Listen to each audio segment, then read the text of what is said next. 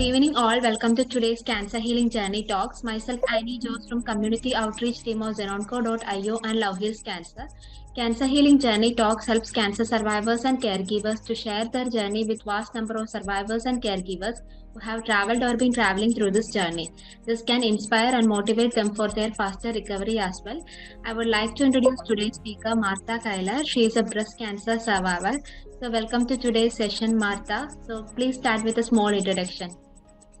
Thank you so much for having me. It's great to share my journey with you. My name is Martha. I'm 32 years young, and I was diagnosed with stage 1A breast cancer just last year in 2021. Right. So what were the symptoms when the cancer was diagnosed? I honestly did not experience any symptoms aside from a small lump in my left breast. And I didn't even find it myself. It was actually my husband who found it. And I didn't think it because I had breastfed and pumped breast milk for my son for at least a year, probably a little bit more. So I assumed that maybe that lump was a clogged milk duct or just something totally benign, because human bodies are kind of weird sometimes. So I wasn't alarmed by it, and I didn't even schedule an appointment to have it checked out for 2 to 3 months after my husband brought it to my attention. But other than that, I didn't have any symptoms, and that's part of why I thought it was something completely benign. All right. So what was your reaction when you got to know that you were diagnosed with cancer? Well, it was complete shock and devastation, and it was kind of a slow build to that realization. Once I finally made the doctor's appointments to get it checked out, I honestly wasn't nervous going into those appointments. But once I was at the ultrasound and the technician and the nurses in the room got really quiet and very serious, that's when I started to think, oh no, like there really might be something serious going on here. And I honestly hadn't emotionally prepared myself for that. So once that, pardon me, once that dynamic changed with the medical professionals, that's when the wheels started turning in my head, and I started to think, could I really have breast cancer at 32? I'm healthy, I'm young, I don't have any family history. I wasn't even prepared to deal with this. So I think for a long time I was in shock, and processing that shock really felt like having the rug pulled out from under me and not knowing what I do or where I go or what to even think about it, because it was so unexpected. And as I learned more about my diagnosis, after getting a biopsy and then talking to an oncologist and a surgeon and really gathering my cancer care team, that's when I started to process those feelings a little bit more thoroughly of, okay, I'm devastated, I'm heartbroken, I'm depressed, I'm anxious. Now what do I do? So once I kind of felt those feelings and let myself just be sad, then I started to pick up the pieces and rebuild and think, okay, what's my next step, physically and emotionally? So what all treatment you underwent for cancer? So first I went the surgical route, and I did a lumpectomy to just remove that lump. And the plan was to do a lumpectomy and then radiation and possibly chemotherapy. However, whenever the lumpectomy was completed and we got the pathology report, they found that the margins around the tumor were not clean margins. They actually found a large amount of DCIS, which is kind of like a precursor to cancer. They found a lot of DCIS in the margins of that tumor. So that really flipped the whole situation on its head again. And then we had to revisit our entire strategy. So I then opted to do a bilateral mastectomy. And once we got the pathology report from that surgery, I then learned that my right breast had been perfectly healthy. But my left breast had even more extensive DCIS than they anticipated. In fact, there was so much that the margins between everything they took and my chest wall and my skin were even still not generous enough margins to feel, how do I want to say this, to feel really safe in moving forward. So that revisited the topic of radiation, and it was my choice. I just wanted to be as thorough as possible. So after the bilateral mastectomy, I did go through chemotherapy, more so to prevent the chance of reoccurrence down the road. And then after chemotherapy, I went through radiation on the left side, since the right side had actually been healthy. And it was just to kind of clean up any of those really close margins from the surgery that we didn't feel 100% confident about. And it was optional, but for my own peace of mind, I just needed to do the most thorough approach as possible to be able to sleep at night, knowing that I did everything I could possibly do to make sure that this didn't come back, and not have to worry too much anymore. Although I don't think the worrying ever really stops. You know what I mean? Mm-hmm. Right. So how did your family took the news? My family was equally in shock, especially because I've just always been generally a healthy individual. I've been a vegetarian for about 20 years. I'm active. I take care of myself. I've never smoked. So we're really in shock. And I think more so than devastation, there was a little bit of denial at first, just that feeling of, oh my gosh, this can't really be happening. So I think until I actually in treatment and having surgical results, it didn't really feel real to my family members. Like during the treatment, like chemo, radio, so how did you manage all the side effects that was happening to you? Chemo was definitely tough. I had a lot of medication for nausea and vomiting, and my mistake I made was during my first round of chemotherapy, I felt so nauseous the couple days after, and I was waiting to take the medication until I actually got sick. And so I was just letting those nauseous feelings sit in me, but since I wasn't actually getting sick, I didn't take the medication. And that was a big mistake. I should have just taken the medication at the first sign of nausea, because then I would have been able to eat more and settle my stomach naturally. So I wish that originally I had been a little bit more proactive with taking the prescribed medication during chemo. But that was something I learned the hard way. Okay. So did you think of doing any alternative treatment like Ayurveda, naturopathy, anything like that? I'm actually not familiar with that. It's not really alternative. Common right now is I did cold capping, and that there, or at least % of my, so even though it is FDA approved, it's still really groundbreaking technology and a very new option for chemotherapy patients. So I don't know if I would consider that an alternative type of medicine, but it was something kind of new, and it was a gamble that I decided to take. And I'm really, really happy that I gave it a try. That's good. So about your emotional well-being. So how did you manage your well-being throughout the cancer journey? Not well, if I'm being really honest. I'm in a place right now emotionally, but it took a lot to get here. And what's difficult is I'm a mom to a 3-year-old toddler, and the entire journey that I've been on, all I wanted to do was shield my son from what I was going through.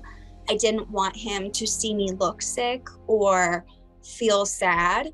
And so I internalized a lot of those dark emotions, and I only let them come out when I felt like I was safe and in a private space with my husband or with really close friends.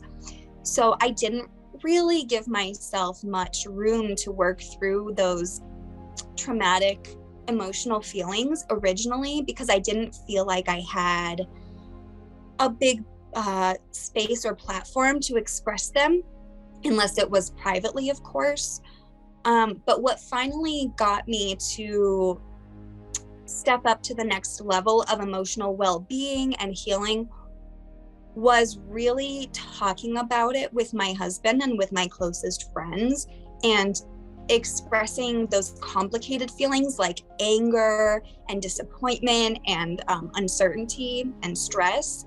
And once I was able to really like verbalize those feelings to them, I felt like I could release it a bit more. And it took a lot of time and rehashing those feelings over and over again. But that's really just talking about it is what got me to move on from it eventually. But I definitely had to give myself a lot of time and a lot of space to sit with those feelings for a while. All right. So how was your experience with the doctors and the other medical staff? My experience was fabulous. I live in Colorado, and I have to say that I'm really impressed with the care I received here.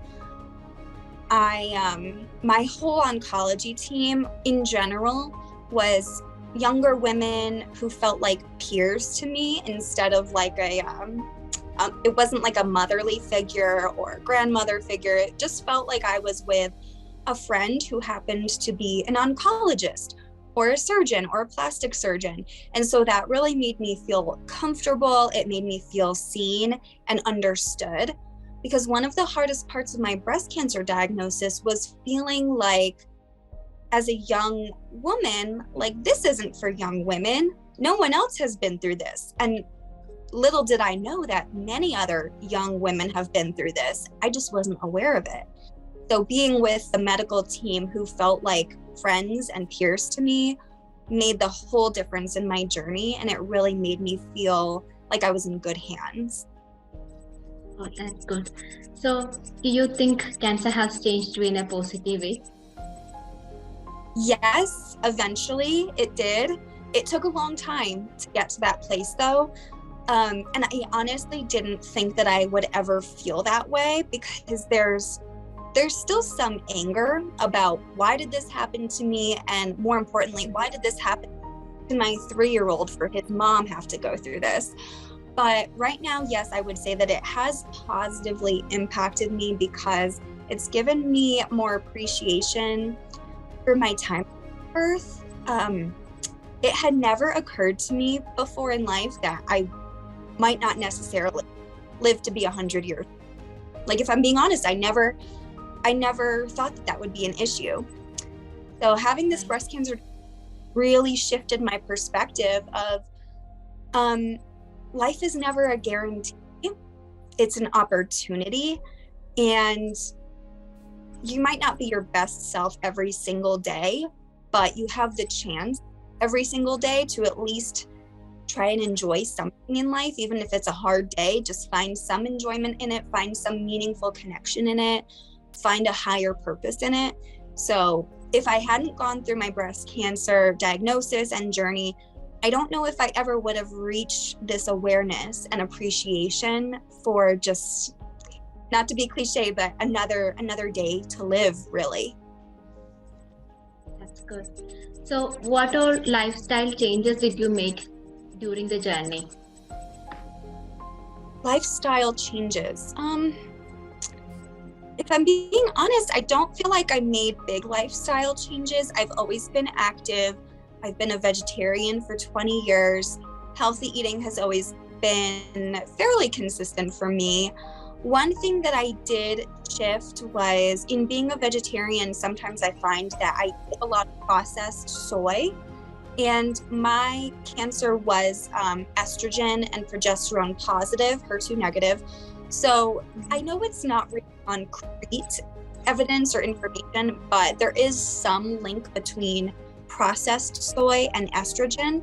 So I talked with a nutritionist, and she said, you don't have to give up processed soy, but maybe just moderate it in smaller amounts. Now, natural soy like soy sauce, edamame, tofu, those are perfectly fine, is what she told me. But those processed soy products, I try and just eat in moderation now. Aside from that, I didn't really change my lifestyle too much. That's good. So, what all life lessons did you get from the cancer journey? Wow. I feel like I'm still learning some life lessons right now because it's just recently that I'm in a great place after cancer. Life lessons would really just to be give myself a break. Like, it's okay to not be strong and happy all the time. Allow myself to be devastated if I feel devastated. Allow myself to be angry and express it, because then after I express it, I can move on from it. So I think I've always felt this pressure to be happy and make people around me comfortable. But in doing so, sometimes I think that can push aside some of my real feelings. So through my cancer journey, it really forced me to finally express like, oh, I'm so mad that this happened to me. I'm really angry. I don't understand. And expressing that allows me to move forward and move on to a better place. That's good. So, what will be your message to the survivors and caregivers out there? Caregivers, thank you, thank you, thank you. I know I struggled more in my journey if it weren't for the amazing caregivers in my life. My husband being my number one soldier in the trenches with me. In some ways, I think that journey is even harder for caregivers because you don't always know what to do or what to say or what the patient really needs. All you know is you want to help them and be there for them. So it's a very complicated and difficult situation for a caregiver to navigate. But thank you for anyone who's a caregiver out there. Thank you for doing such wonderful work from patients like me. Like, we appreciate you so much. That was wonderful. So, like you know that there are lots of stigmas regarding various types of cancers all around the world, especially breast cancer. So, how much do you think is the importance of the awareness? It's just starting, especially the age parameters regarding breast cancer. Social media is really where we are bringing more awareness to young breast cancer, because there's so many women like me, or young women like me, who think that they have no risk of breast cancer. There's no family history. You live a healthy lifestyle. There's no symptoms. But that's apparently not, that doesn't make you immune to breast cancer. And so social media, I think, is how we are connecting with our peers in our age group to let them know, just be cognizant of this. I don't want to start paranoia, stress, but just be aware of it, know your body, monitor it, and know that you're not necessarily immune, unfortunately. All right. So, did you join any support group during your cancer journey? I did. I actually joined a Facebook support group specifically for chemotherapy patients doing the cold cap process that I went through. I joined a support group, not even necessarily for like the emotional part of it, but because I had so many questions about what shampoo should I be using? What are the expected results? What do I do when a huge clump of hair falls out? So I really ended up joining that support group for more technical issues. But in that, I did find a lot of emotional support and connection, just feeling like I wasn't alone in this. So it ended up emotionally helping me so much more than I realized. That's wonderful. So, one last question will be like, if you have to sum up your journey in one sentence, what would that be? Ooh, just one sentence is hard because there's so many layers to it. The thing that always motivates. Yeah, sorry. Okay, no, I think I have it. You and I are resilient. Whoever you are watching this, you are resilient. I am resilient. We can make it through. and we can be powerful while we do so. Cancer does not take your power. That was really wonderful, Martha. Thank you so much. Thank you so much for sharing your journey. And I'm pretty sure that this session will really motivate people who are out there who's currently battling through cancer and who has already been through the journey. So it was really a wonderful session. Thank you so much for having me, and thank you for letting me talk about what it's like. And I appreciate the work that you're doing. That's great. Thank you.